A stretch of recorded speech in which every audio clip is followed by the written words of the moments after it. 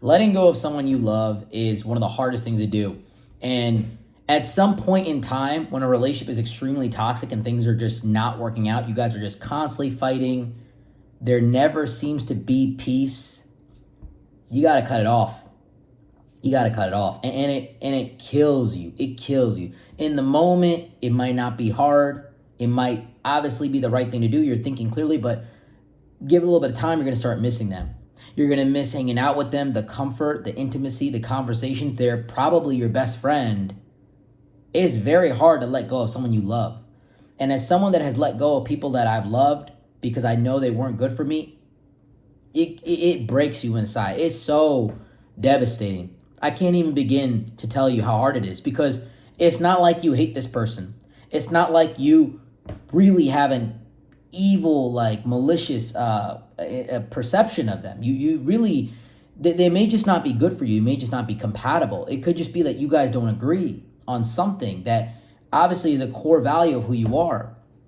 It's not always like this person's evil, this person's not good, this person's a terrible person for me. It's just sometimes it doesn't work out. It just doesn't line up. And the big thing I'll say to that is you gotta stay strong. You gotta not break on this. You gotta keep asking yourself, would you want your son or daughter dating somebody like this? Would you want your son or daughter, someone you love very, very much, your 18-year-old daughter, your 18-year-old son, dating somebody like this? And if the answer is no, if the answer is even a hesitation, you gotta cut it. The person that you should be with, the person that you should be partnered with, has to be someone that you're very proud of and that you trust, with someone that you love very, very much. Not that that would hypothetically happen, but you get my point with this. You cannot accept less than what you're worth. And I think a lot of people go out in the world and, I'm a big proponent of making what you have the best, as long as that person is willing to work. If that person is willing to work, if there's a little bit of compromise, if we can figure it out, then yeah, like obviously don't just jump ship. But if it's over and over again, it's not working, things are not making sense, you guys are constantly fighting, they promise they're going to change, or they promise something's going to happen, and it's just not working, you got to leave. You got to move on. You're the youngest you are in this very moment. You cannot sit around and subject yourself with a lifetime of uncompatibility. If someone is not compatible to you, you got to go. And this is the big thing. This is the big message here. Love is not what makes a relationship. Just because you love them does not mean shit. Love is fucking bullshit. Do not believe just because you care about someone and you have this intense connection with them that everything is going to be okay. That's fucking bullshit. That's a lie. Compatibility is you guys getting along. Compatibility is you guys working together. And if you guys are compatible, love is very easy to build. It's very easy to start to love and care about someone when you're compatible with them. But so oftentimes, we as human beings are very naturally attracted to people that are not good for us. Most of the people that we're attracted to are very toxic. They're very spontaneous. They're very volatile. And that's actually what we're attracted to. Even me, till this day, I'm still attracted to a little bit of volatility. I'll be honest with you. But I can't have that.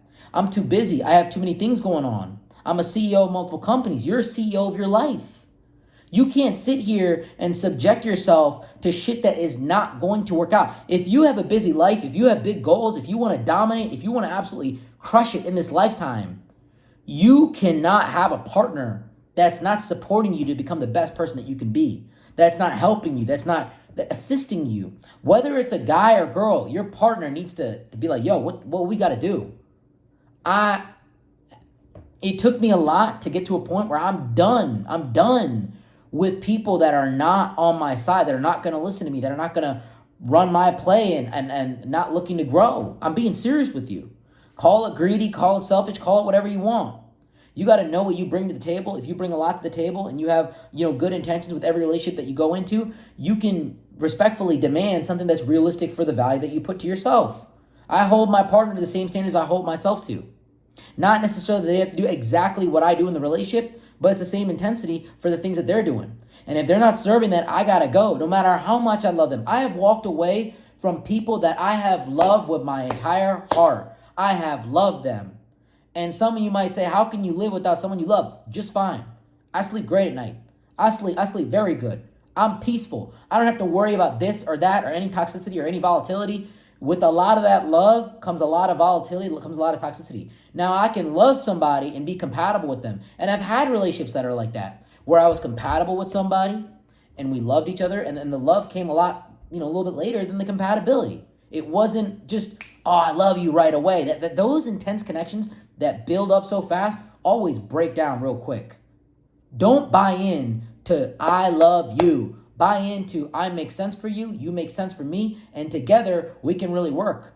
And if that actually goes on for a period of time, you won't be able to let go of them because you guys make sense. You guys make each other's lives easier. The hardest thing to let go of, the thing that you can never let go of, is someone that's compatible for you, because they become an anchor in your life.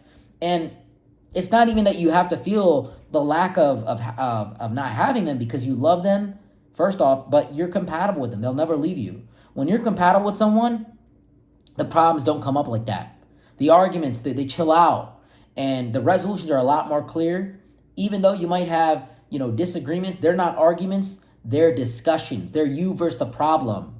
But when you love somebody, sometimes things just don't work out. And sometimes you need that distance. And in that distance, sometimes people will say, hey, look, I've thought about it and you're right. And you really got to let them change their behavior. Just because they miss you and just because you want to come back together, don't let the patterns repeat. You really got to get space from someone that is not agreeing with you, that is not compatible with you, because that is the only way that they can self-reflect, and you can internally self-reflect. And maybe you're doing something wrong where you're like, hey, maybe I'm overreacting. Maybe I'm doing too much because I cannot live without this person. When you realize that, when you have that real sensation that comes in your head, that's not even like a feeling, it's logic, then it's going to work out. But most of the time, love is not what builds a relationship. Love is dog shit. Love is not what it is. Compatibility comes first. Love is easy to build. Love is a cherry on top. Focus on who you're compatible with. And sometimes you got to walk away from someone that you love.